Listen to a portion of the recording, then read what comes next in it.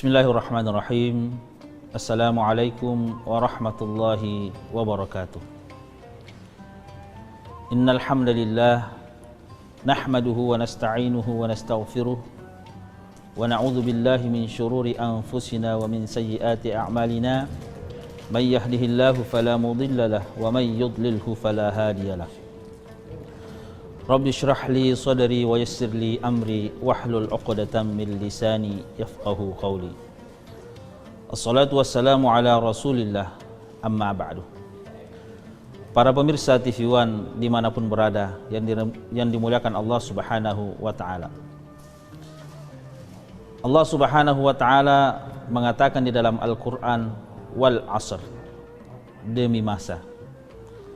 Para penafsir mengatakan bahwa seandainya Allah tidak menurunkan surah-surah yang lain, hanya surah Al-Asr saja yang diturunkan, maka cukuplah untuk menjadi pedoman orang-orang yang berada di dunia ini. Begitu luas kandungannya yang berada di dalam surah Al-Asr. Surah Al-Asr ini dimulai dengan huruf qasam, huruf sumpah. Wal asr, demi masa. Para penafsir mengatakan bahwa setiap Allah bersumpah di dalam Al-Quran, maka itu adalah merupakan sesuatu hal yang sangat-sangat penting yang Allah ingin sampaikan. Oleh karena Allah mengatakan wal asr, demi waktu, demi masa, berarti waktu itu adalah merupakan sesuatu hal yang sangat penting yang Allah ingin sampaikan. Kemudian yang kedua, wal asr, ini juga ada perbedaan pendapat. Pendapat yang pertama mengatakan wal asr, demi waktu asar. Apa artinya? Pada saat turun ayat ini wal asr, maka pada saat itu dunia sudah berada pada waktu asar. Artinya kalau waktu asar sebentar lagi maghrib, sebentar lagi kiamat. Kalau 1400 tahun yang lalu bumi ini, dunia ini sudah berada pada waktu asar, maka bagaimana dengan sekarang? Mungkin sebentar lagi akan kiamat. Tetapi penafsir lain mengatakan bahwa wal asr ini dari segi katanya demi masa, demi waktu yang lampau. Artinya apa? Demi waktu yang lampau, orang-orang harus mempergunakan waktu yang berjalan. Kenapa? Kalau waktu yang berjalan ini tidak sesuai dengan koridor Allah, maka kita semua akan merugi. Sebagaimana di ayat selanjutnya. Makanya kata para penafsir, sesuatu yang jauh, yang sangat jauh adalah waktu yang lampau. Kenapa? Karena 1 detik saja yang sudah lewat itu tambah lama, tambah jauh, dan tidak akan mungkin kembali. Dan waktu yang akan datang, itulah waktu yang terdekat. Oleh karena itu, kalau kita tidak tahu memanfaatkan, waktu, maka waktu kita hidup di bumi ini sangat sia-sia. Anggaplah kita hidup di dunia, umur kita 60 tahun. Kalau umur kita 60 tahun, waktu kita pakai beribadah berapa lama sih? Coba kita mengambil contoh. Anggaplah kita balik di umur 15 tahun, anggaplah rata-rata 15 tahun. Kalau umur kita balik 15 tahun, berarti kita belum dihitung ibadah selama 15 tahun. Dan 60 tahun umur kita kurangi 15 tahun, berarti sisa 45 tahun umur kita. 45 tahun ini, apabila dikalkulasi lagi, tidak semuanya kita pakai ibadah. Karena di situ ada waktu tidur, ada waktu bekerja, ada waktu foya-foya. Waktu tidur, kata dokter, dalam sehari semalam, waktu yang paling baik kurang lebih 8 jam. Ada orang lebih 8 jam tidurnya, ada juga orang kurang dari 8 jam tidurnya. Artinya kita ratakan 8 jam. Berarti sepertiga dalam sehari semalam kita menggunakan waktu itu untuk tidur. Kalau 60 tahun kita kurang sepertiga, berarti 20 tahun waktu itu kita pakai untuk tidur. 45 tahun dikurang 20 tahun, sisa 25 tahun lagi. Kemudian waktu kita bekerja. Waktu kita bekerja, anggaplah kita bekerja berangkat jam 7 pagi, pulang sampai di rumah jam 4.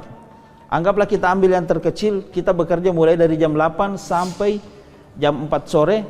Kita bekerja selama 8 jam, berarti kalau kita kalkulasikan semuanya dikurang sepertiga, berarti waktu kita bekerja juga 8 tahun, waktu kita bekerja 8 jam berarti 20 tahun juga kalau umur kita 8 tahun. Berarti 25 tahun tadi yang sisanya, kurang 20 tahun lagi, sisa 5 tahun umur kita. 5 tahun ini apakah dipakai semua beribadah? Tidak. Ada yang dipakai untuk berfoya-foya, ada yang dipakai untuk bersenang-senang, belum lagi dipakai untuk main HP, belum lagi dipakai untuk menonton TV, belum lagi dipakai untuk nongkrong di jalan dan lain sebagainya. Berapa lama sih waktu ini dipakai beribadah? Sisa 5 tahun tadi, kalau dikurangi 3 tahun, sisa 2 tahun lagi. Sungguh akan merugi kalau kita tidak memanfaatkan waktu sebaik-baiknya.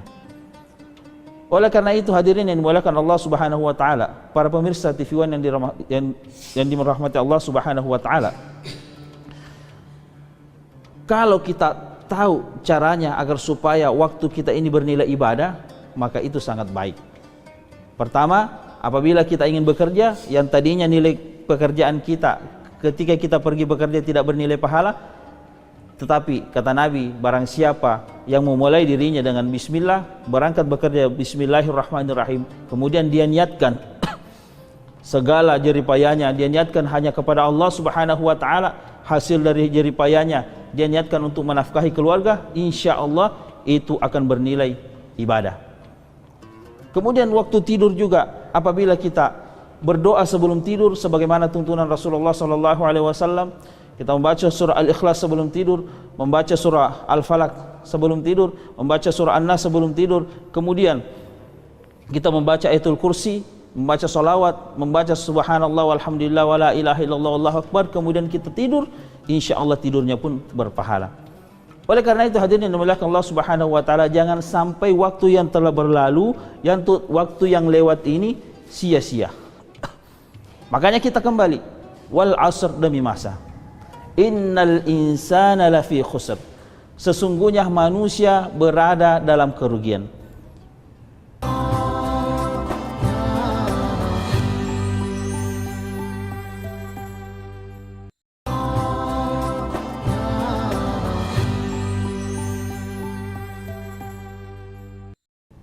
Jadi semua pada hakikatnya manusia akan rugi kalau dia tidak memanfaatkan waktu sebaik-baiknya. Makanya sering dicontohkan, jika ada 3 orang yang masuk goa, setelah di dalam goa ada suara yang terdengar, wahai si fulan, ambillah batu sebanyak-banyaknya. Tetapi ketiga orang ini di dalam goa, dia tidak mengambil batu. Ataukah ketiga-tiganya ini berbeda-beda caranya mengambil batu. Orang yang pertama, dia mengambil batu, dia penuhi kantong celana, dia penuhi kantong baju. Orang yang kedua, dia mengambil batu, dia hanya memegang saja, dia mengambil 2-3 batu saja. Tetapi orang yang ketiga, dia tidak mengambil batu sama sekali. Ternyata setelah dia keluar dari goa, dia melihat, pas ada cahaya, dia melihat batu yang tadi ternyata bukan batu biasa, ternyata itu adalah berlian. Lalu ketiganya menyesal. Orang pertama tadi menyesal, dia bilang, seandainya saya tahu ini adalah berlian, saya buka baju saya, bukan kantong saya saja yang saya isi. Saya buka baju saya ambil sebanyak-banyaknya. Dia menyesal, padahal dia yang paling banyak batu diambil. Kemudian orang yang kedua, dia juga menyesal. Kenapa? Seandainya saya tahu kalau ini adalah berlian, bukan tangan saya aja saya pegang, bukan 2-3 aja berlian ini saya ambil, saya penuhi kantong saya. Tetapi yang lebih menyesal adalah orang yang ketiga, tidak mengambil batu sama sekali. Beginilah perumpamaan manusia yang hidup di dunia ini. Ketika mendengarkan ceramah, perbanyak amal, amal itulah yang akan menyelamatkan kita. Apa katanya? Buat apa amal? Buat apa sholat? Menghalangi saja. Buat apa sedekah? Bikin habis uang saja. Buat apa sholat? Mengganggu saja pekerjaan. Mereka selalu mengatakan mengganggu, tetapi ketika dia meninggal nanti, baru dia menyesal. Ternyata hanya amalan lah yang akan menolong kita. Beginilah perumpamaan orang-orang yang tidak memanfaatkan waktu. Para pemirsa TV One dimanapun berada yang dirahmati Allah Subhanahu wa Ta'ala, kemudian kita melanjutkan, wal asr innal insana lafi khusr. Kata Allah Subhanahu wa Ta'ala, orang-orang yang tidak memanfaatkan waktu sebaik-baiknya semuanya akan merugi, kecuali ada yang tidak merugi. Yang pertama, orang-orang yang tidak merugi adalah orang yang beriman. Illal ladzina amanu, orang yang beriman. Tetapi perlu kita ketahui bahwa yang dimaksud beriman, kata Nabi, al-imanu huwa tasdiqun bil qalbi wa iqrarun bil lisani wa amalu bil arkan. Orang yang beriman itu adalah melafazkan secara lisan, kemudian membenarkan dalam hati, kemudian dia mengamalkan dengan perbuatan. Itulah yang namanya iman. Karena banyak orang sekarang ini mengaku beriman, tetapi sebenarnya pada hakikatnya dia tidak beriman. Betul, kalau kita tanya kepada orang-orang, semua orang yang ada di jalan, kita tanya, kamu percaya nggak kepada Allah? Pasti mereka mengatakan, saya percaya kepada Allah. Kita tanya siapapun di luar sana, apakah tukang gojek, ojol, atau penjual pinggiran jalan, kita tanya semua, mereka yakin pasti dia beriman kepada Allah, dia yakin bahwa ada Allah. Kita tanya bahkan kepada orang tukang maksiat, kita tanya, kamu percaya nggak ada Allah? Percaya mereka. Kamu percaya nggak ada surga neraka? Percaya mereka. Kamu percaya nggak engkau akan mati? Percaya. Kenapa kau berjudi? Kenapa kau berzina? Itulah karena tidak ada dia merasa iman, dia merasa percaya, tetapi tidak ada dari dalam hati. Tidak ada amal soleh. Makanya iman dan amal soleh ini juga harus berbarengan. Makanya di dalam Al-Quran setiap ada kata-kata iman pasti ada amal soleh.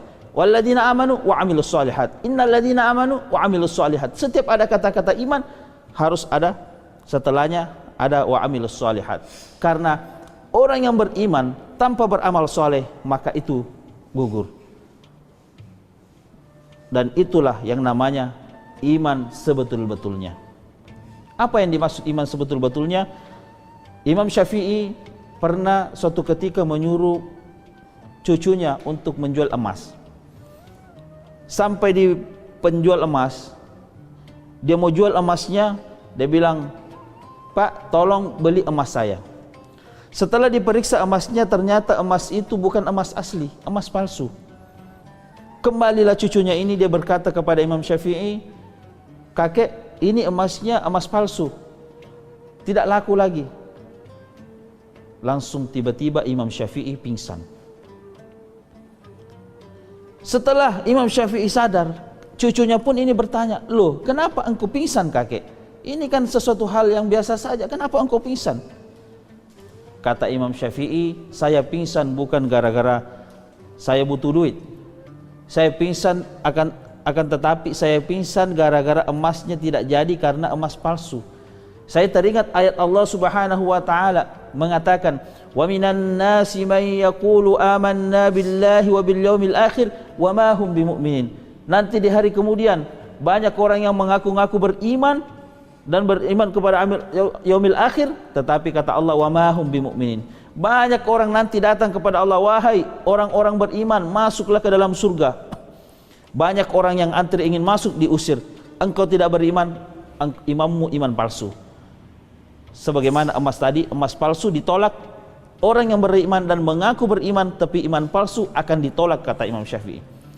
Jadi banyak orang nanti ketika ditanya, mau masuk surga, kamu mau masuk surga gara-gara apa? Oh, saya rajin sedekah. Bohong, imanmu iman palsu. Kamu cuma bersedekah gara-gara ingin dipuji. Kamu ingin bersedekah gara-gara harta, ingin tambah kaya, bukan gara-gara saya. Imanmu iman palsu. Ada juga yang datang mau masuk surga. Kenapa kau masuk surga? Oh, saya mau masuk surga gara-gara saya sering membantu orang. Bohong. kamu membantu orang bukan gara-gara iman kepada saya, bukan iman kepada Allah, akan tetapi engkau ingin dipuji. Orang-orang seperti inilah yang namanya imannya iman palsu, sehingga ditolak oleh Allah Subhanahu wa taala. Jadi kalau kita beramal, usahakan kita semata-mata karena Allah Subhanahu wa taala. Para pemirsa TV One dimanapun berada, ini yang pertama, orang yang tidak merugi adalah orang yang beriman. Kemudian yang kedua, orang yang tidak merugi adalah orang yang beramal soleh. Orang yang beramal soleh sudah tentu imannya sudah lebih kelihatan. Tetapi tidak semua orang yang beramal soleh beriman. Kenapa? Karena orang yang beramal soleh ada yang tidak ikhlas. Salah satu contoh, kalau misalkan di pesantren, ya, para santri diwajibkan untuk sholat tahajud misal, atau sholat berjamaah. Kadang-kadang ada santri yang sholatnya bukan karena Allah, tetapi karena takut sama ustadznya, takut dihukum. Ataupun misalkan ada orang ingin melamar suatu gadis, kalau ada calon mertuanya khusyuk sekali sholat, Allahu Akbar, pokoknya khusyuk, sami Allahu liman hamid, Allahu Akbar, khusyuk sekali. Tetapi kalau dia sholat sendirian, tidak ada calon mertuanya, dibalap, Allahu Akbar, sami Allahu Akbar, dibalap. Nah, ini namanya beramal soleh tetapi bukan karena iman. Oleh karena itu, kalau sudah bagus imannya, sudah bagi amal solehnya, diperbanyak amal solehnya, inilah yang kedua, kata Allah Subhanahu wa taala, orang-orang yang tidak merugi.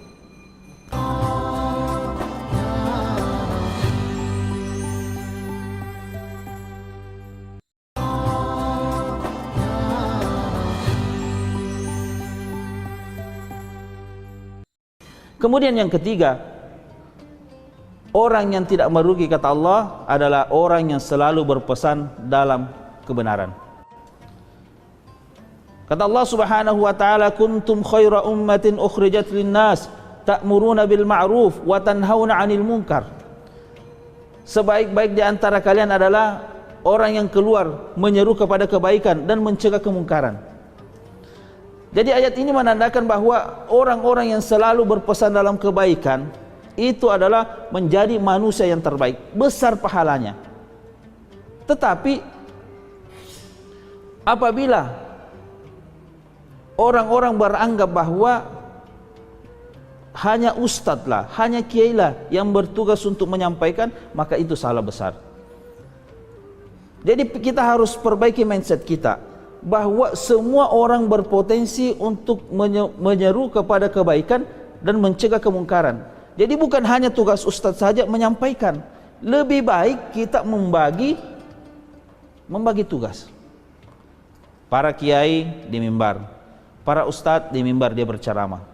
Kita tidak usah usik, masa ustadz berceramah jadi mimbar aja, masa tidak turun ke jalan, masa ustadz tidak mau berceramah di pinggir-pinggir jalan, kita tidak usah usik. Ustadz sudah punya tempat berceramah di mimbar. Tugas kita berceramah di pinggir-pinggir jalan. Kita ingatkan orang-orang yang bisa kita ingatkan. Kita ingatkan keluarga-keluarga yang kita bisa ingatkan. Kita ingatkan orang-orang yang ada di sekeliling kita. Minimal kita mengingatkan keluarga kita, anak kita, istri kita, saudara-saudara kita. Kita mengingatkan kepada mereka. Kita ceramahi mereka, ataupun kalau kita merasa tidak mau ceramah, sampaikan aja kebaikan. Kita menasihati mereka, ya. Qulil haqqu walau kana murran. Sampaikanlah kebenaran walaupun itu pahit. Inilah yang namanya watawasau bil haqqi, berpesan dalam kebaikan. Ini yang ketiga. Yang keempat, watawasau bis sabar, selalu berpesan dalam kesabaran. Orang-orang yang sabar, ya, kata Nabi Muhammad SAW, orang yang sabar itu sangat dicintai oleh Allah Subhanahu wa taala. Alladzina idza asabatuhum musibah qalu inna lillahi wa inna ilaihi raji'un. Allah mengatakan orang-orang yang sabar itu salah satu contoh ketika diberikan musibah, dia mengatakan inna lillah, segala sesuatu kami semuanya dari Allah, wa inna ilaihi raji'un, dan kita akan kembali kepada Allah. Dia bersabar.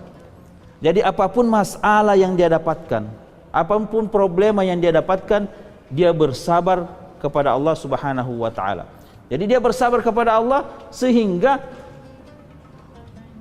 besar masalah pun dia tetap tenang. Begitu banyak orang yang diberikan masalah, dia stres, bahkan sampai bunuh diri. Begitu banyak orang yang tidak siap menghadapi masalah, akhirnya dia bunuh diri.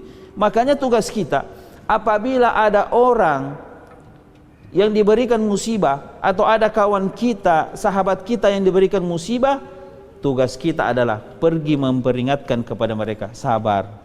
Tidak usah memandang apakah dia ustadz, apakah dia kiai, apakah dia pejabat.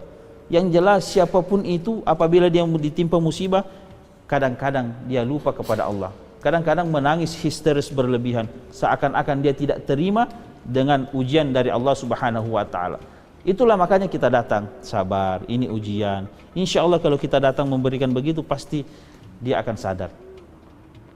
Tetapi apabila kita tidak ada orang yang mengingatkan, maka itu bisa saja dia terlampaui. Dan perlu kita ketahui bersama bahwa orang-orang yang sabar dalam menghadapi musibah, selama dia ikhlas, kata Allah Subhanahu wa taala, innama yuwaffas sabiruna ajrahum bighairi hisab. Orang-orang yang diberikan kesabaran, dia sabar kepada Allah, Allah akan memberikan ganjaran pahala tanpa batas. Kata malaikat, ya Allah, saya mampu menghitung jumlah langit. Ya Allah, saya mampu menghitung jumlah air hujan yang turun ke bumi. Saya mampu menghitung jumlah pasir di pinggir pantai, tetapi saya tidak mampu menghitung jumlah pahala yang apabila diberikan musibah dia bersabar. Begitu besarnya pahala yang diberikan oleh Allah Subhanahu wa taala bagi orang-orang yang bersabar, karena hanya Allah yang tahu. Hadirin yang dimuliakan Allah Subhanahu wa taala, jadi sebagai kesimpulan bahwa surah Al-Asr ini Allah Subhanahu wa taala mengatakan demi waktu yang lampau, Allah Subhanahu wa taala mengingatkan semua manusia akan merugi kalau dia tidak memanfaatkan waktu sebaik-baiknya. Ada 4 orang yang tidak merugi. Yang pertama, orang yang tidak merugi kata Allah Subhanahu wa taala adalah orang yang beriman. Yang kedua, orang yang tidak merugi adalah orang yang beramal soleh. Yang ketiga, orang yang tidak merugi adalah orang yang selalu menyampaikan dalam kebenaran. Dan yang keempat, orang yang selalu menyampaikan dalam kesabaran, atau setelah diberikan kesabaran, diberikan ujian, dia bersabar. Dalam tafsir lain dikatakan bahwa yang dimaksud watawasau bis sabr ini adalah orang yang bersabar melakukan ketiga-tiganya ini. Dia bersabar beriman, dia bersabar dalam melakukan amal soleh, dan bersabar dalam berdakwah atau menyampaikan kebaikan. Mungkin sekian. Kita berdoa kepada Allah Subhanahu wa taala, mudah-mudahan Allah Subhanahu wa taala memudahkan segala urusan kita. Apapun masalah kita, masalah pemirsa di rumah, apapun masalahnya, apapun hajatnya juga, mudah-mudahan Allah Subhanahu wa taala kabulkan doa dan hajat kita. Amin. Bismillahirrahmanirrahim. Alhamdulillahirabbil alamin. Assalatu wassalamu ala Rasulillah wa ala alihi wa ashabihi ajma'in. Ya Allah, ya Rahman, ya Rahim, mudahkanlah kami atas segala urusan kami. Apapun masalah kami, ya Allah, berikanlah kami jalan keluar dari setiap masalah kami yang Engkau berikan kepada kami, ya Allah. Baik masalah yang besar maupun masalah yang kecil, berikanlah kami jalan keluar, ya Allah. Ya Allah, ya Rahman, ya Rahim, berikanlah kami kemudahan untuk istiqamah dalam agamamu, ya Allah. Berikanlah kami kemudahan untuk memanfaatkan waktu sebaik-baiknya, ya Allah. Berikanlah kami iman yang benar, iman yang sebenar-benarnya. Berikanlah kami kekuatan untuk melakukan amal soleh, dan berikanlah kami kekuatan untuk berdakwah sehingga kami termasuk orang-orang yang tidak merugi. Wassalatu wassallallahu ala sayyidina Muhammadin wa ala alihi wa sahbihi wasallam. Rabbi ighfirli wa liwalidayya warhamhuma kama rabbayani shaghira. Rabbana atina fid dunya hasanah wa fil akhirati hasanah wa qina adzaban nar. Wassallallahu ala sayyidina Muhammadin walhamdulillahi rabbil alamin.